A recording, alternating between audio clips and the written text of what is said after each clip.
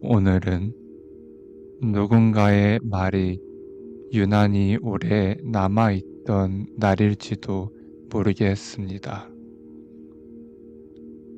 그 말이 크게 소리를 높인 것도 아니고 욕을 한 것도 아니었는데 이상하게 마음 어딘가가 조금 내려앉았던 날입니다.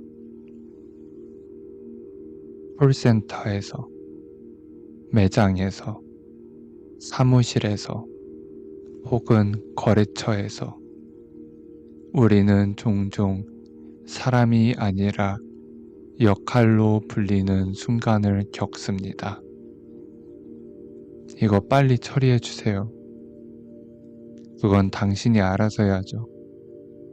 그 정도도 못하나요? 그 말들 속에서는 요청보다 먼저 위치가 정해져 있는 느낌이 묻어 있을 때가 있습니다.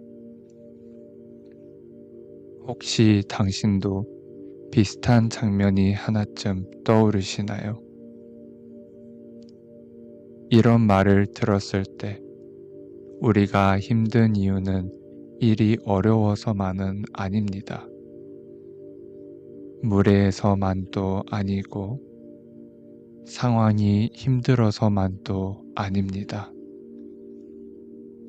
그 순간 나라는 사람이 한 단계 아래로 정리된 느낌이 들기 때문입니다. 우리는 흔히 이런 상황을 갑과 을이라는 말로 설명하지만 사실 그 말 자체가 이미 마음을 한 번 더 다치게 할 때가 있습니다.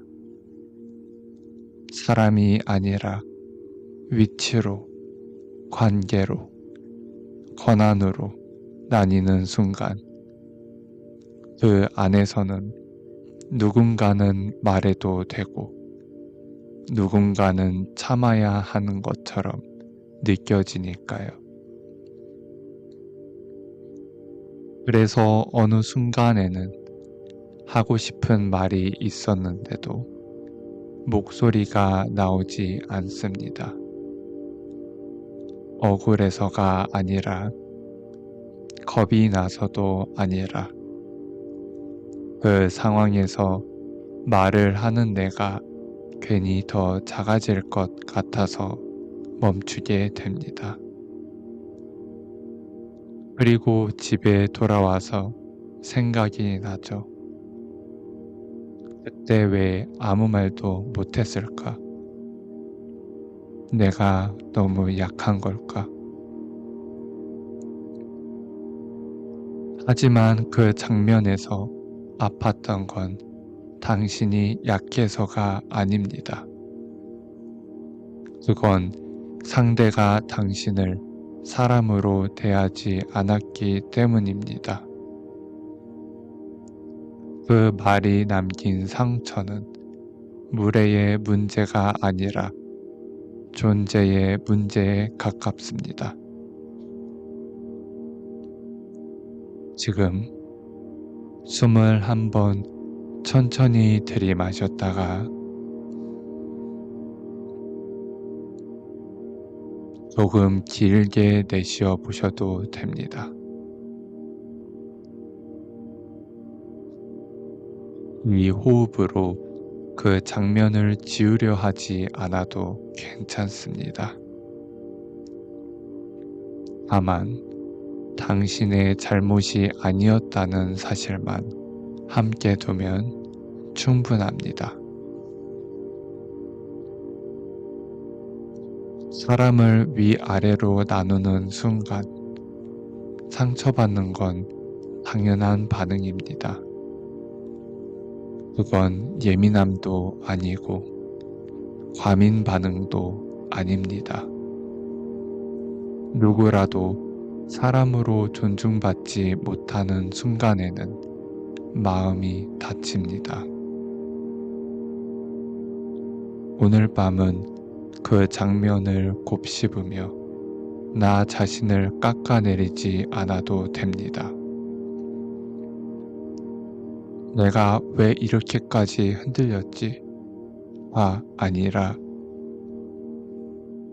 나는 사람으로 인격체로서 대우를 받고 싶었구나 라고 이해해 주셔도 됩니다.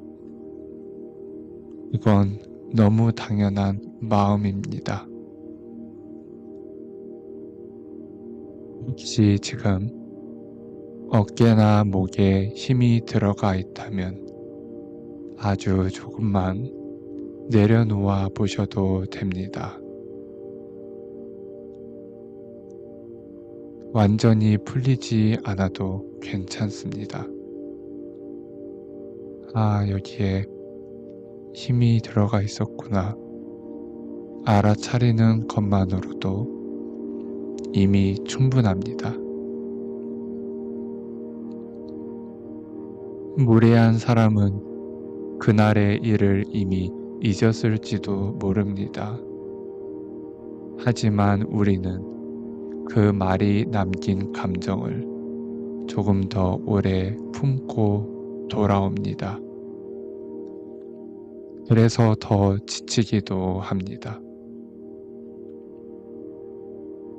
그래서 오늘은 이렇게만 해도 괜찮습니다. 그 말은 내 가치에 대한 평가가 아니었다. 나는 사람으로 존중받고 싶었을 뿐이다. 사람을 위아래로 나누는 순간에 마음이 다쳤다면 그건 당신이 약해서가 아니라 당신이 사람답게 느끼고 있기 때문입니다. 오늘 밤은 그 사실 하나만으로도 충분합니다. 오늘도 여기까지 잘 오셨습니다.